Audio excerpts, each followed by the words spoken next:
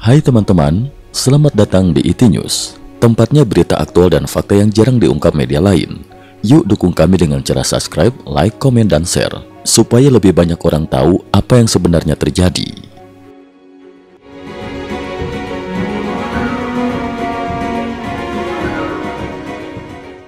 Salam pemirsa. Sejumlah besar video beredar luas di internet dan media sosial memperlihatkan pemandangan tak biasa di garis depan Donetsk, wilayah Red Army Village, diselimuti kabut tebal pada waktu subuh.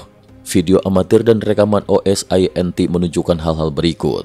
Pasukan bermotor Rusia mencoba menembus pertahanan Ukraina dengan memanfaatkan kabut, jeep tanpa lapis baja, hingga van keluarga. Hampir tidak terlihat tank, IFV, atau kendaraan tempur berat.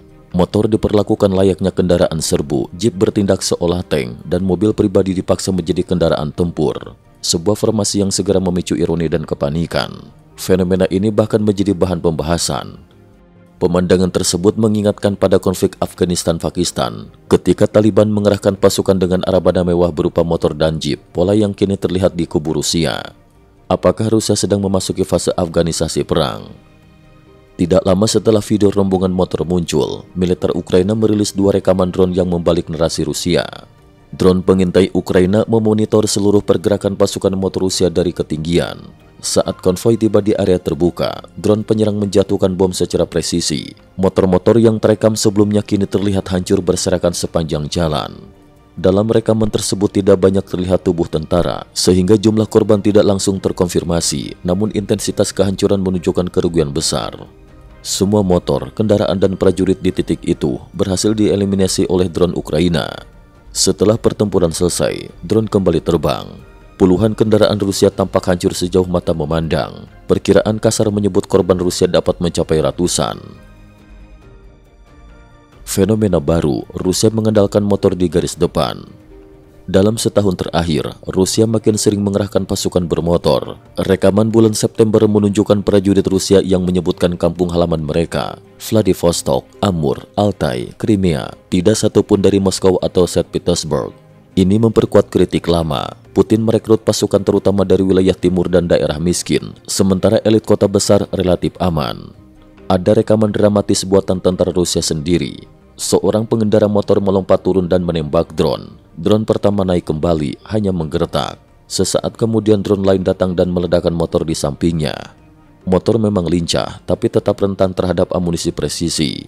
Posisi terkini Red Army Village, Rusia menguasai sekitar 2/3 wilayah desa. Bagian utara masih dipertahankan oleh Ukraina.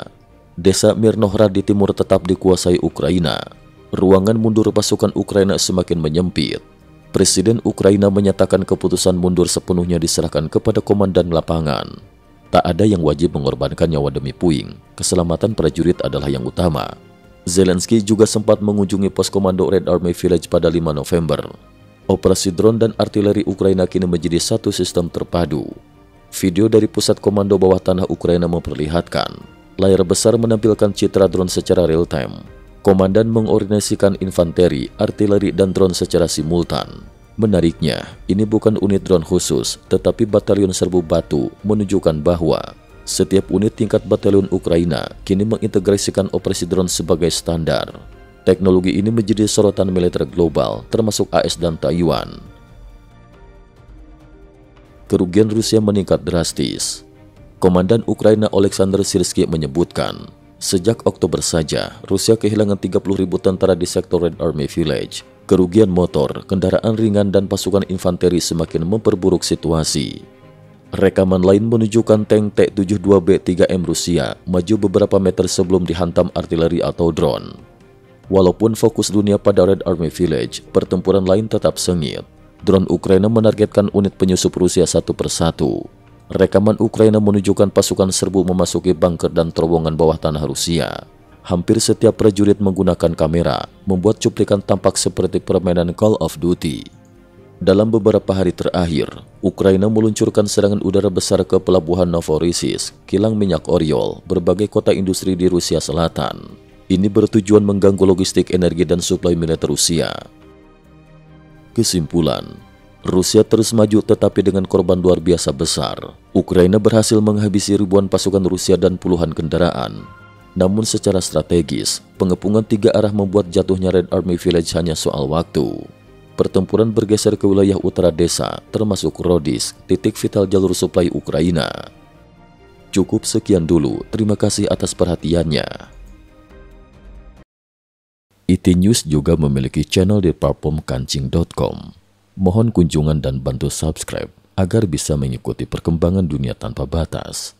Terima kasih. Link kancing ada di dalam description.